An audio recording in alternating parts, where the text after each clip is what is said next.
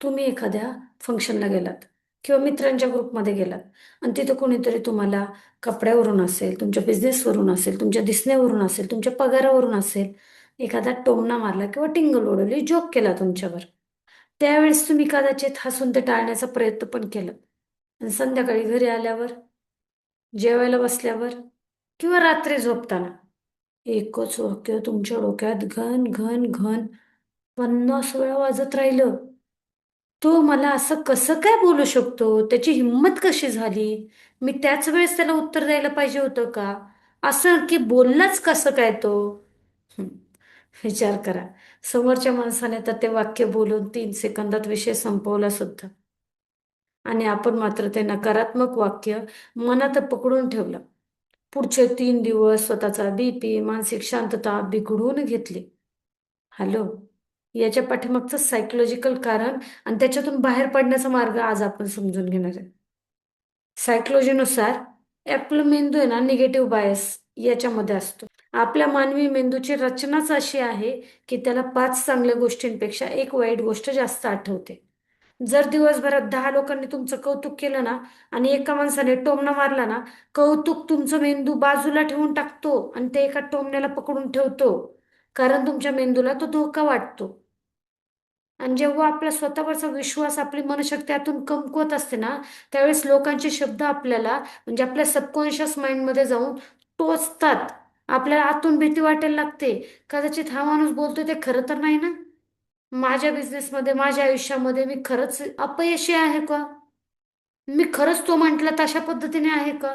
जेव्हा तुमच्या मनात स्वतःबद्दल शंका येते ना, त्यावेळेस लोकांचे टोमणे तुमच्या मनात घर करून बसतात. याच्यातून बाहेर पडण्यासाठी ना एकदम परफेक्ट सायकोलॉजिकल टिप सांगते, जी एकदम इझी आहे. एक तर कचरा पेटीचा नियम. समाजामध्ये काही लोक अशा कचऱ्याच्या गाडीसारखेच असतात, ज्यांच्या मनात स्वतःबद्दल खूप नकारात्मकता असते, आळस असते, कडू अनुभव असतात. आणि ते जिथं जातील तिथे आहे ना, हा कचरा दुसऱ्यांवरती म्हणजे टोमण्यांच्या रूपात फेकायचा प्रयत्न करतात. आता तुम्ही मला सांगा, रस्त्यावरून जाणारी कचऱ्याची गाडी जर तुमच्या घरावर कचरा टाकत असेल, तर तुम्ही तो आणून काही घरात साठवून ठेवता का? नाही ना.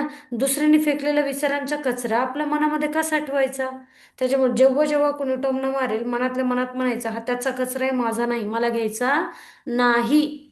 आणि दुसरं, फिल्टर टेक्निक वापरा. ज्यावेळेस कोणीतरी तुम्हाला काहीतरी बोलतं, त्यावेळेस फक्त स्वतःला एक प्रश्न विचारायचा: या माणसाच्या मताने माझ्या आयुष्यामध्ये, माझ्या भविष्यामध्ये, माझ्या बँक खात्यामध्ये काही फरक पडणार आहे का? याचा विचार खरंच मला मॅटर करतोय का? आणि उत्तर जर नाही असेल ना, त्याच्या शब्दाला किंमतच द्यायची नाही. डोक्यामध्ये डायरेक्टली डिलीट बटन असतं. लोक काय बोलतात याच्यावरती आपलं नियंत्रण कधीच नसतं मित्रांनो. पण त्याच्या बोलण्याचा आपल्या मनावर काय परिणाम होऊन द्यायचा, हे पूर्णपणे तुमच्या हातात असतं. आणि तो तुमचा निर्णयही असतो. पण जर लोकांच्या टोमण्यामुळे तुमचा आत्मविश्वास आधीच पूर्णपणे खचलाय, तुम्हाला सारखं चिडचिड आणि भीती वाटतेय, तर तुमची मनशक्ती आता धोक्यामध्ये आहे. ती डाऊन झाली आहे. आणि हे मनातील भावनिक कवच म्हणजे इमोशनल बॅरियर नावाची गोष्ट किती मजबूत आहे, त्यात काय कमतरता आहेत, हे ओळखण्यासाठी आमच्याकडून तुम्हाला एक फ्री सेल्फ असेसमेंट टेस्ट, जी तुम्हाला आता कमेंट बॉक्समध्ये मिळेल किंवा ज्यांच्या मार्फत तुम्हाला हा व्हिडिओ आलाय त्यांच्याकडून तुम्हाला मिळेल. घर बसल्या तुम्ही तुमची मनशक्ती चेक करा. आणि जर तुम्हाला ती सुधारायची असेल, तर ज्यांनी व्हिडिओ पाठवलाय त्यांच्याकडून माहिती घ्या.